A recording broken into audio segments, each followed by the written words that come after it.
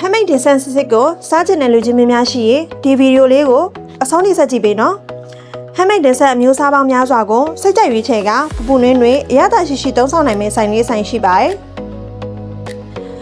ဒီဆိုင်လေးရဆိုရင်ကပ်ပကင်ကျဲဝန်းပြီးအပြင်ကလမ်းကြီးလိုက်တာနဲ့တော့မှစိတ်ကို pleasure ဖြစ်စေပါတယ်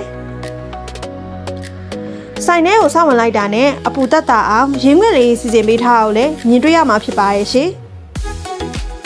တစ်ဆက်ထဲမှာပဲဒေါင်းလေးတွေရန်လေးတွေကိုမြင်ရမှာဖြစ်ပြီးအစာကျွေးလို့လည်းရသလိုဓာတ်ဖမ်းလို့လည်းရတော့တတမိမိတို့အတွက်လည်းပျော်စရာရုပ်ဝင်လေးတစ်ခုပေါ့နော်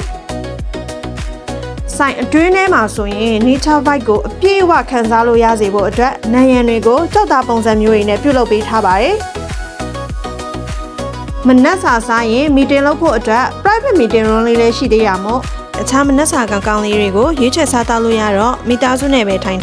အလုပ်ကိစ္စတွေပြောဖို့မိတ်ဆွေတငယ်ချင်းတွေနဲ့ပဲထိုင်အဆင်ပြေတဲ့ဆိုင်လေးဖြစ်ပါရဲ့ရှင်ဒီဆိုင်လေးရဲ့နာမည်က Jinsan House မော်လမြိုင်ဖြစ်ပြီး bar and restaurant မို့မနက်ခင်းပိုင်းဒင်းဆန်းတွေအပြင်ညနေခင်းပိုင်းဆိုရင်လည်း drink အစုံအလင်နဲ့ဘားပိုက်လေးလည်းရနိုင်တဲ့ two-way ဆိုင်လေးပဲဖြစ်ပါတယ်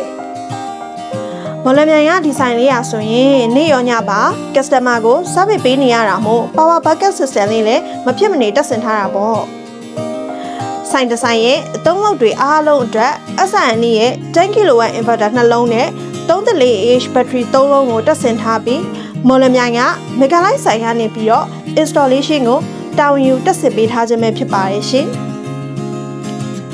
ဒါဆိုရင်မော်လမြိုင်ကိုရောက်ခဲ့ရင်အစားအသောက်တွေကောင်းတဲ့ဒီဆိုင်လေးကိုလာစားဖို့မမေ့နဲ့ဦးနော်